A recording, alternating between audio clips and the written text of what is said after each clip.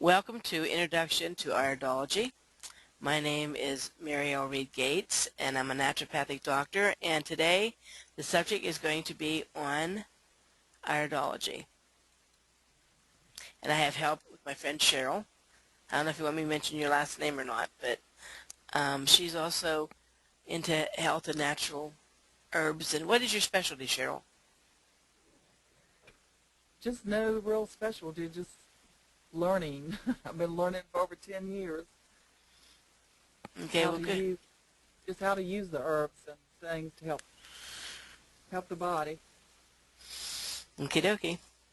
All right, now, if you could think back before you ever heard of iridology, and this is common sense, and this is mostly for the people who are going to watch this, I'm going to show two eyes. And as people look at this, I want you to wonder which one belongs to the healthier body. This eye or that eye? What would you say, Cheryl? The first one?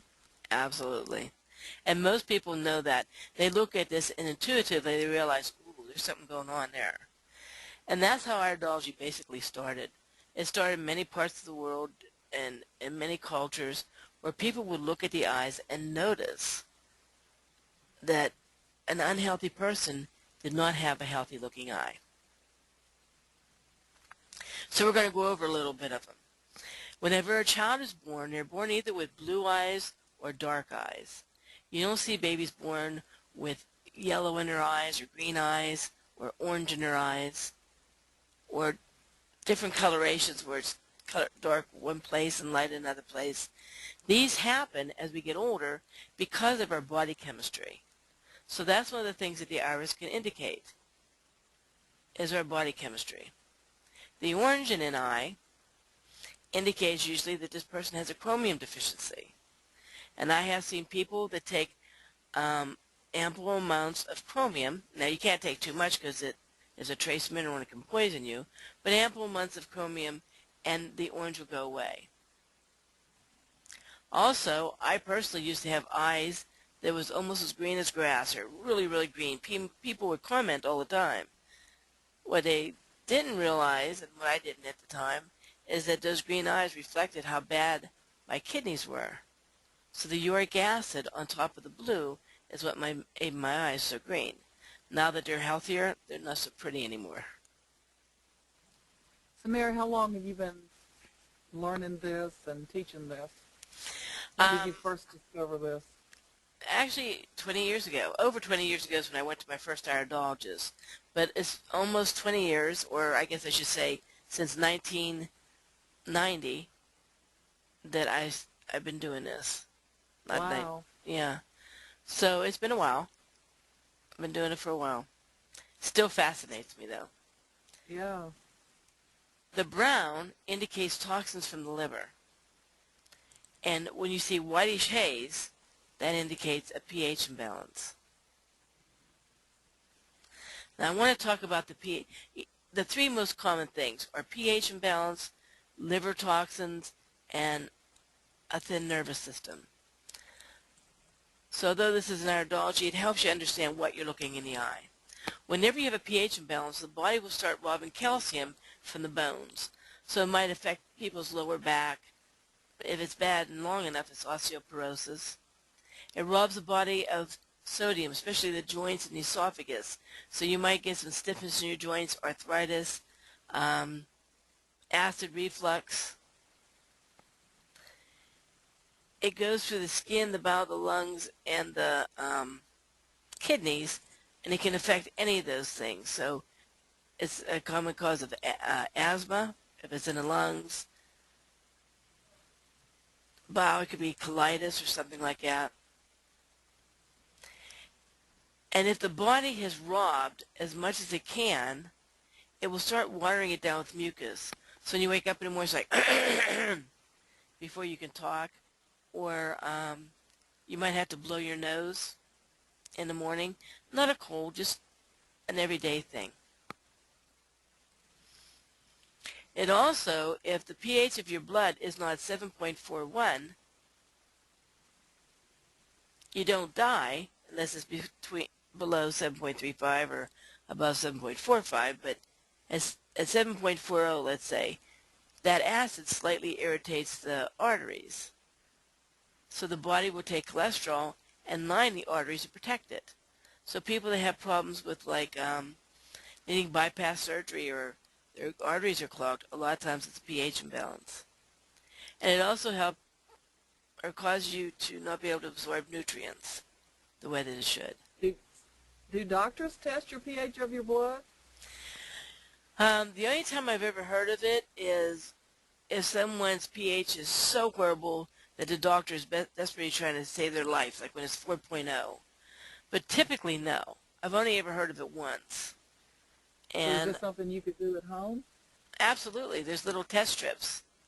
And you just take the test strip, you spit on it, and you match a color, and it tells you what your pH is. Oh, okay. So you're not actually testing your blood?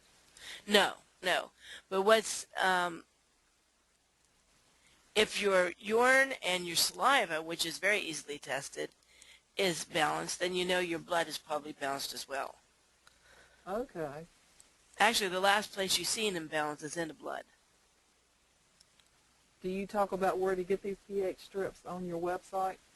Yeah, actually, if you go to herbalremediesexpert.com, I have a link for you to buy pH strips. Oh, okay. Great. So, if you have a pH imbalance long enough, and I said that cholesterol will build up in your arteries, sometimes if it's bad enough, it'll show in the eye. And it'll look like rings, white rings, around the outside of the eye. I've had people tell doctors tell other people that this might be an old age ring.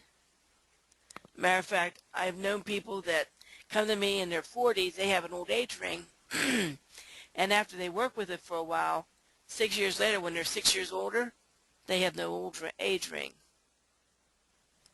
So it's not an old age ring, it's actually an indication of the health of your arteries. Another really common thing is a weakness on the myelin sheathing. There's something around the eye, and it's typically blue eyes. You see another ring around the pupil. It's supposed to be even. This was kind of spastic, and that's another condition that we're not going to get into tonight. But the fact that it is not real ropey, that's not real thick out here, but is prominent, indicates that this is a healthy nervous system. If you look at the one on the bottom, you can barely tell that ring. So this person has a healthy myelin, and this person does not. And if you look very carefully, you can see the stress rings that this person has developed. And stress absolutely wears down the myelin sheathing. So, that's emotional stress, physical stress, any type of stress on your body? Absolutely, either kind. The body doesn't differentiate between the two. Okay. Some symptoms of the myelin sheathing, well, first let me show you what a myelin sheathing is. The nerve is much like a copper wire. It conducts electricity. That's why they do an EKG and EEG, electrocardiogram, electroencephalogram. It's because we're partly electrical. There's a plastic coating on the copper wire, and the human body has a fatty coating called the myelin sheathing. So that ropiness that we saw on the previous page indicates how thick this fatty coating is. If it gets too thin, people might get to the point that noise and commotion and noise get on their nerves. They might have a hard time concentrating, getting to sleep. The real acid test is if they don't dream every night. You should dream every single night and be able to remember your dreams for about 20 minutes in the morning. And if you don't, then your myelin sheathing is too thin and your nervous system does not have enough nutrients.